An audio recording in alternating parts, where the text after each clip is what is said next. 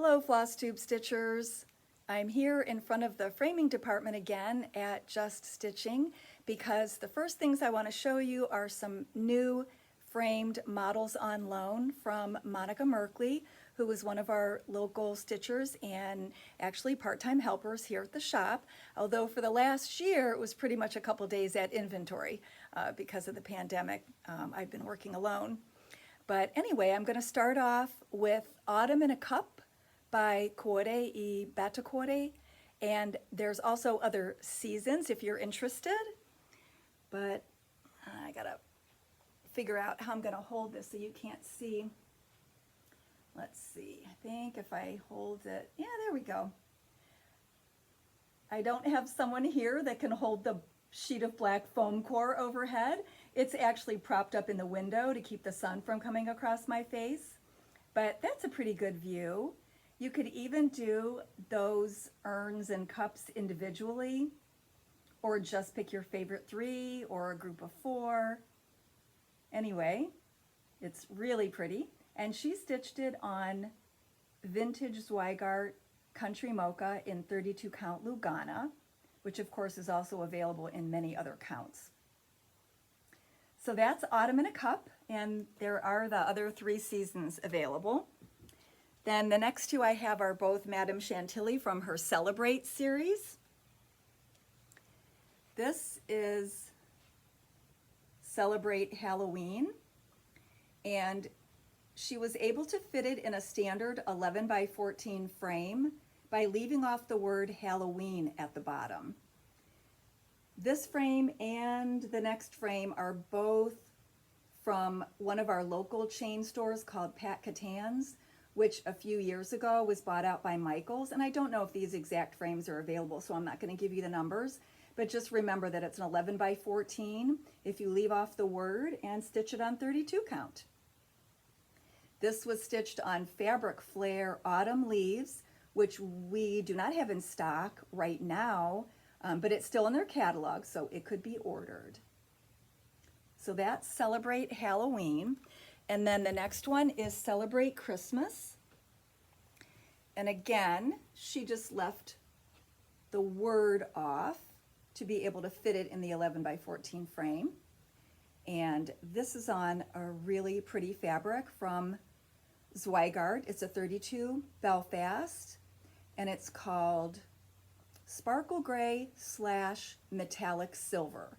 So the sparkle gray refers to the background color, and then the sparkle silver refers to the little snowflakes. And I actually have that fabric in stock to show you. So it's a little, I think it's a little darker in person than how it, there you go. It's a little darker, more like that. And then I do have a couple of the other Celebrates. She has other seasons and holidays available. So this is winter. And Easter. And 4th of July. And this designer uses 32 count raw Belfast a lot. She also uses vintage Country Mocha.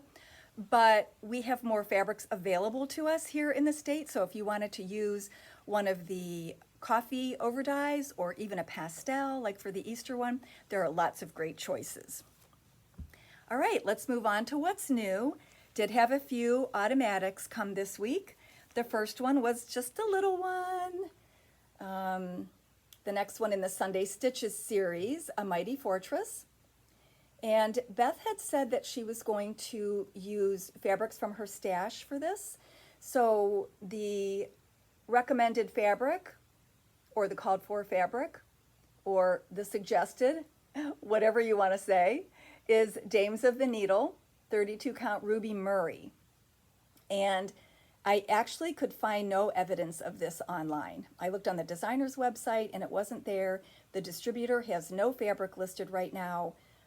I even tried Kitten Stitcher because I know she has a lot of fabrics that other online shops don't have, and she didn't have this color either. So I don't know if it's something that's currently available.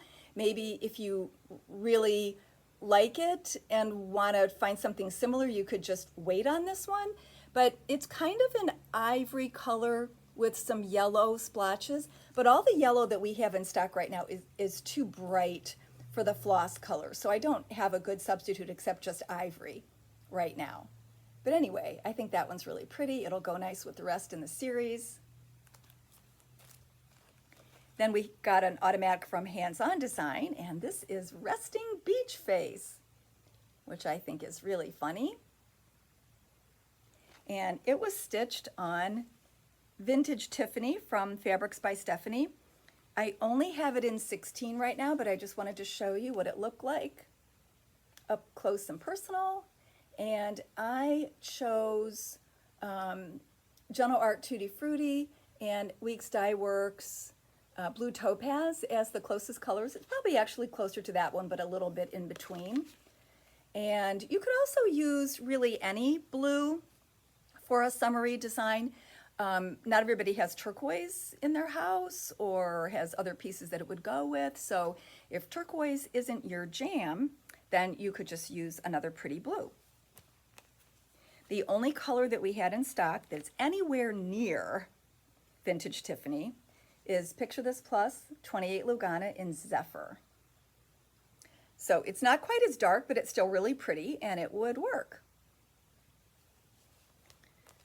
Then another one in her automatic is called Lick the Bowl.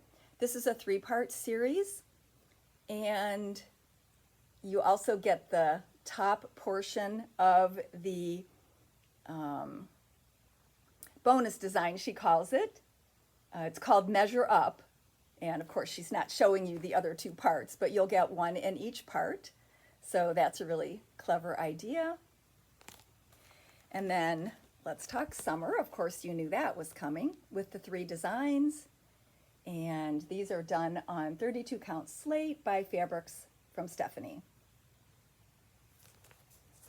Stitching with the Housewives had another auto, including a Christmas one called, oh, I should have taken these out of the package as well. There's just a little bit of glare here, but that's a Christmas one.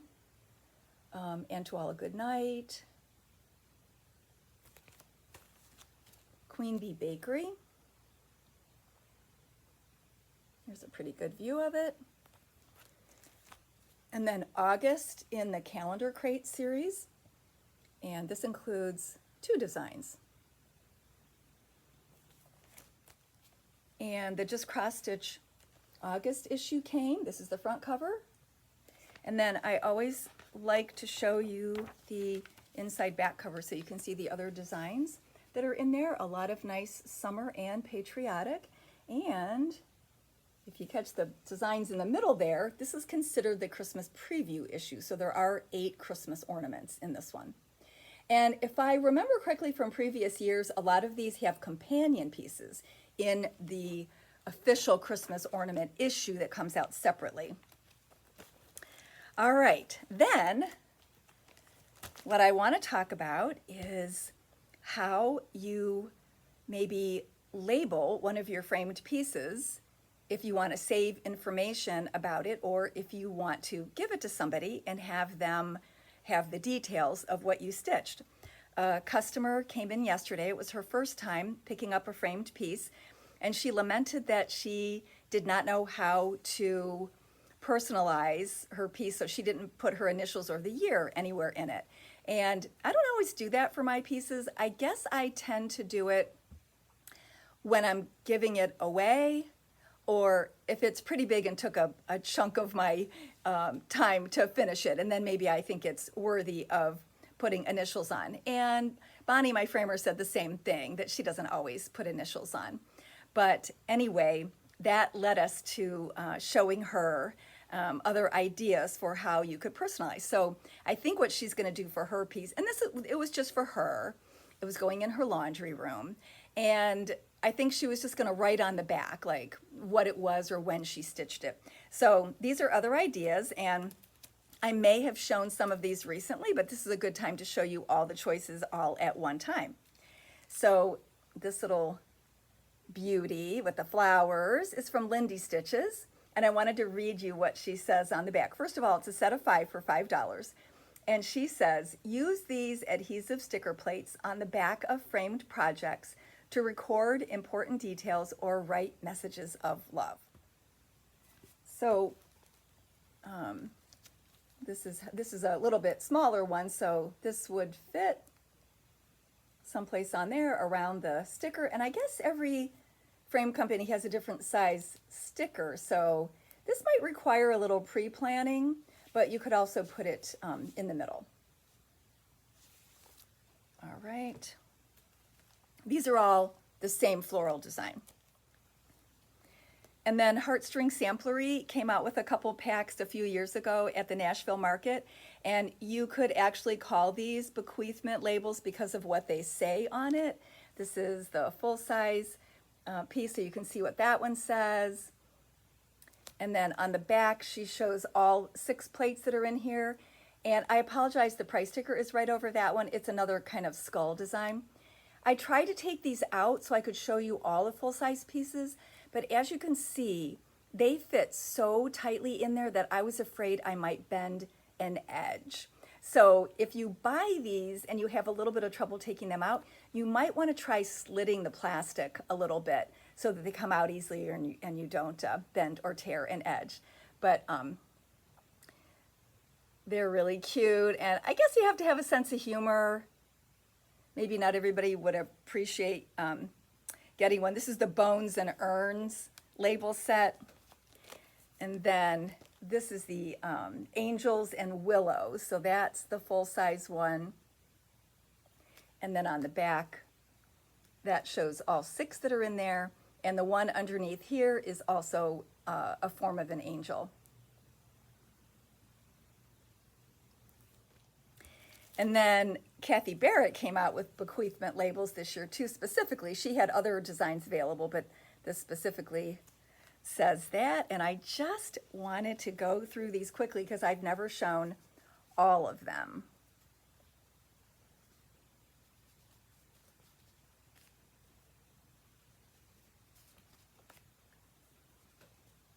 I hope I'm giving you enough time to read them, but you get the idea. And the vertical ones might work out a little bit better than the square or horizontal ones, depending on what the size of your piece is. So if you have a collection of these, then it's a little bit easier to choose what works for that particular framed piece. And then here's a couple older packs that I have also from her, Colonial Girls and Their Dolls. There's the design on the front and the design on the back. And there are, I think, 8 labels for $12. And then this is Cool Ladies. I like ladies spelled with a Y. I may start doing that when I send my emails. And that's the back of that one. And then Dogs in Early Folk Art. All right. And then this I think is a really great idea. I know I showed this just recently, but I don't think I took it out of the package. So this is a series of library cards from It's So Emma. And you get 12 sets for $15. And this is what it looks like outside of the package. So this is the envelope that can be double stick taped to the back of your framed piece. And then this is the library card that gets tucked inside. Of course, I didn't practice tucking it inside. So that goes in there. And it says date and issued to, so it really looks like a library card, but you could list the designer, the name of the chart, the fabric you use, the fibers you stitched with, maybe if you kept track how many hours it was to stitch it, who it's for and why, maybe what FlossTube you were watching when you stitched it or what podcasts you were listening to, anything like that. It would be kind of fun as a little history to the person that receives it, or even if it's for you, just a memory for you to have. So those are the library cards. And then With Fine Needle and Thread came out with these in 2019 at market. You know, the designers always try to have some fun accessories that are limited edition. And so this was her set. That's the back. And they were inspired by 18th century wood engravings. And there's 10 labels for $8. And that's going to be part of the giveaway this week. I also want to give, along with that, her needlework flashcards. And this is a set of 7 for $9.50 in case anyone's interested in buying them. The words include collector, sampler, pincushion, thimble, scissors, buttons, and needle. And she gives instructions on the back if you want to give them a time-worn look. She tells you exactly how to do it. And she suggests putting these in, you know, maybe a tiered tray or a dough bowl, or set them between some smaller samplers on a shelf. But, you know, you could really have fun with these, and it would be great if you have a sewing room. Maybe you could even figure out some other way of displaying them. So these two things will go to one lucky viewer. And what I want you to do is tell me if you've ever marked the back of a framed picture in any way. And my framer, she's done this for people where she's taken the same brown paper that she uses for brown or gray, I think it is. It's changed over the years, but she can make a pocket of any size that goes on the back of a framed piece. So if you have like full 8.5 by 11 printed sheets of paper, maybe from a reproduction sampler or historical information, genealogical information, just show her that ahead of time. Show any framer what you want to do, and they can create the proper size pocket on the back to put that. So that's all I have for today. Thanks for watching, and we'll see you next week. Bye.